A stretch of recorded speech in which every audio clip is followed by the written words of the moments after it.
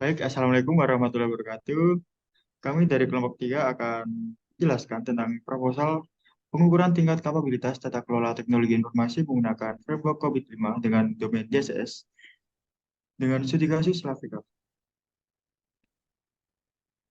Baik, sebelum itu izinkan kami untuk memperkenalkan diri. Saya sendiri Dimas Rosidin dan rekan saya. Saya Alisa Tiara. Saya Anas Hidayat. Saya Kariska Fiana.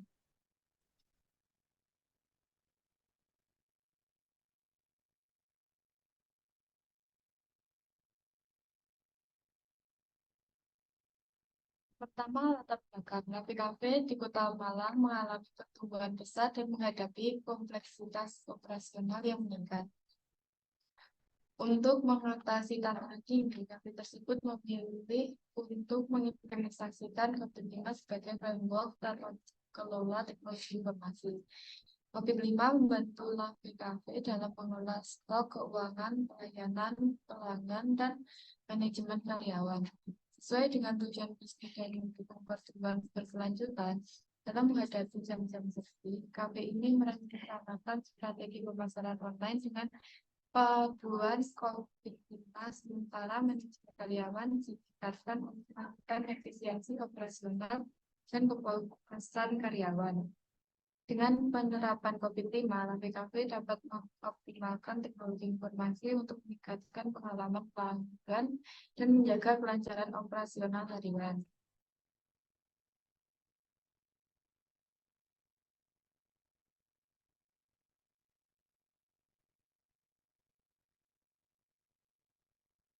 Masalah yang pertama, bagaimana tingkat responsibilitas KPKP terhadap kebutuhan pelanggan saat ini. Yang kedua, bagaimana COVID-5 dapat digunakan untuk menyusun proses pemantauan umpan balik pelanggan yang efektif. Yang ketiga, bagaimana KPKP mengukur tingkat kepuasan pelanggan dan apakah ada langkah-langkah konkret yang diambil untuk meningkatkannya. Tujuannya yang pertama untuk mengimplementasikan proses dan sistem yang dapat meningkatkan responsibilitas terhadap kebutuhan pelanggan secara signifikan. Yang kedua, untuk meningkatkan frekuensi pemantauan dan analisis umpan balik, serta sebagai landasan untuk perbaikan proses dan layanan. Yang ketiga, mengidentifikasi, merencanakan langkah-langkah, serta menerapkan perubahan yang berkelanjutan dan memastikan bahwa setiap perubahan dapat diukur dan dievaluasi terhadap dampaknya terhadap kepuasan pelanggan.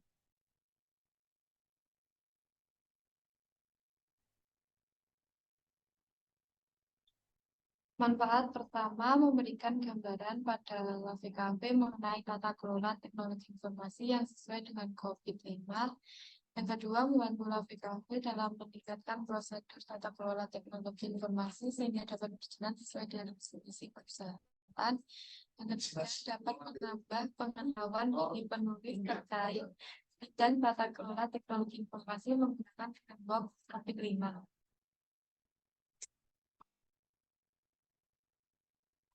Dasar teori tata kelola teknologi informasi adalah sistem pengelolaan dan pengendalian yang melibatkan kebijakan, struktur organisasi, dan prosedur untuk melakukan aktivitas keamanan dan kesesuaian teknologi informasi dengan tujuan bisnis.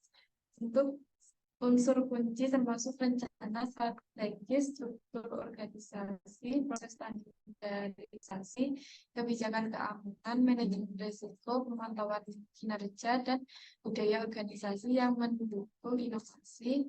Kepemimpinan eksekutif memiliki peran penting dalam membentuk sikap positif terhadap pengelolaan teknologi. Selanjutnya itu framework COVID-5. COVID-5 atau Control Objectives for Information and Related Technology adalah framework yang dikembangkan oleh ISACA atau Informasi System Audit and Control Association untuk membantu organisasi mengelola teknologi informasi secara efektif.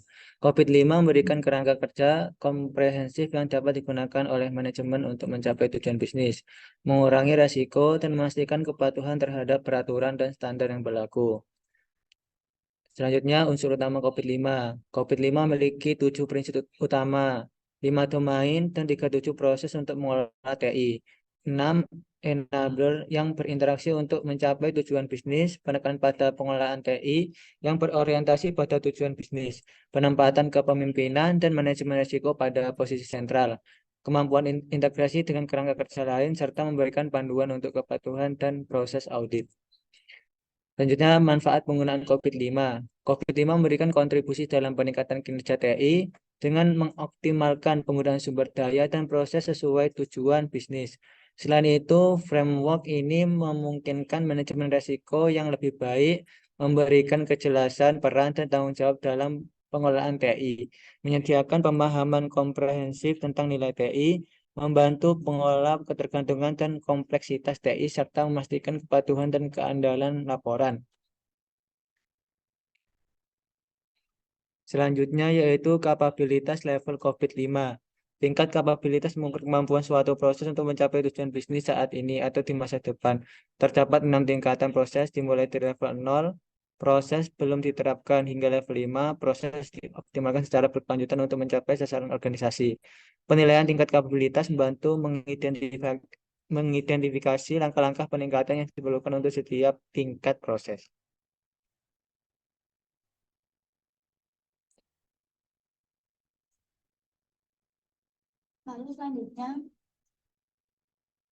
Lalu selanjutnya ada domain DSS, Delivery, Support, and Service. Domain DSS dalam COVID-5 fokus pada pengelolaan layanan TI untuk memastikan kepatuhan terhadap kebutuhan bisnis dan standar yang ditetapkan. DSS mencakup pengiriman layanan, dukungan teknis, manajemen aset, dan keamanan. Proses kunci dalam DSS melibatkan manage operation untuk mengelola operasi, memastikan kelancaran dan efisiensi dalam proses layanan, manage service request and incident, mengelola permintaan layanan dan insiden untuk pengembangan dan menyelenggarakan layanan yang efisien. Manage problem, mengelola masalah sistem informasi untuk identifikasi dan penyelesaian yang cepat. Manage continuity, mengelola keberlanjutan sistem informasi agar tetap berfungsi selama kejadian darurat atau bencana. Manage security service, mengelola layanan keamanan untuk melindungi data dan sistem informasi dari ancaman. Yang terakhir, manage business process control, mengelola kontrol proses bisnis untuk pengembangan optimasi dan manajemen yang efisien.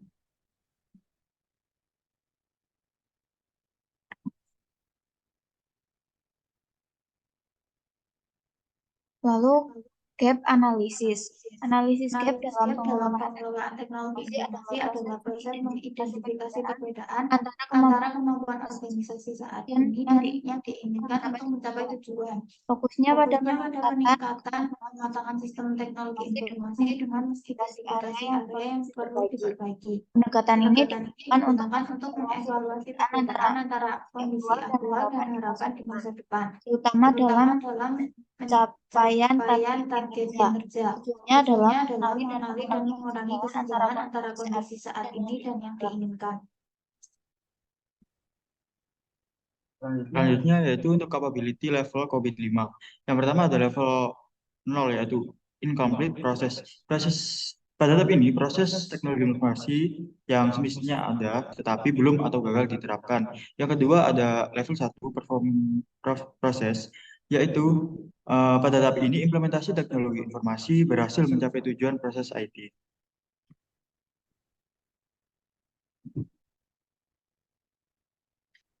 Dan yang ketiga level 2 manage proses. Pada tahap ini proses IT udah diimplementasi dan diterima serta dikelola dengan baik sehingga mendapatkan penilaian lebih. Terus yang keempat, level 3 establish proses, yaitu sudah diterapkan proses teknologi informasi yang sesuai pedoman di lingkungan organisasi.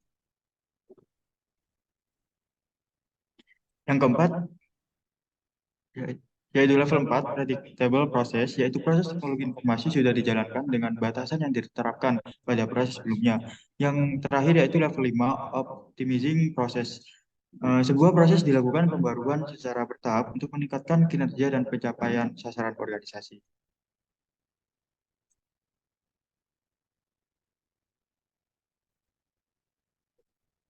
Selanjutnya ada pada Rajikart. Rajikart adalah sebuah alat manajemen yang menetapkan peran dan tanggung jawab individu dalam suatu proyek. Raji melibatkan responsibel atau bertanggung jawab, accountable atau bertanggung jawab penuh, konsultan atau dikonsultasikan, dan informan atau diberitahu. Dalam organisasi ini, chart ini membantu menentukan siapa yang melakukan tugas, siapa yang bertanggung jawab penuh, siapa yang perlu dikonsultasikan, dan siapa yang perlu diberi informasi. Tujuannya ialah untuk memastikan pemahaman yang jelas untuk mencapai tujuan proyek atau kegiatan.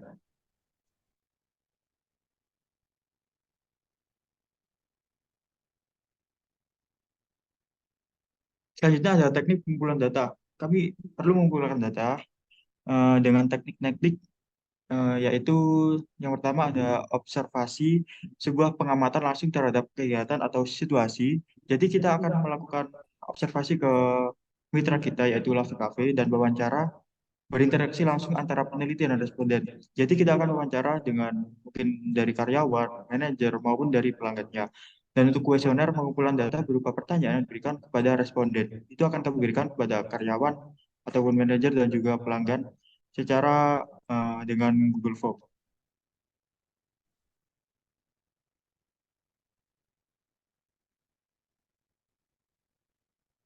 Baik, kesimpulannya yaitu pengukuran mengenai pengelolaan pelayanan pelanggan dan efektivitas pengelolaan karyawan di Lavi Cafe memberikan fokus pada aspek-aspek kritis dalam operasional kafe. Penggunaan COVID-5 untuk mengukur dan meningkatkan pelayanan pelanggan melalui manajemen data pelanggan dan respon cepat terhadap kebutuhan pelanggan diharapkan dapat meningkatkan kepuasan pelanggan secara berkelanjutan. Sementara itu, implementasi dari COVID-5 diharapkan dapat meningkatkan pengelolaan karyawan, termasuk pembantuan absensi, evaluasi kinerja, dan pengembangan sumber daya manusia. Baik, terima kasih. Itu penjelasan dari kelompok kami. Kurang lebihnya mohon maaf. Wassalamualaikum warahmatullahi wabarakatuh.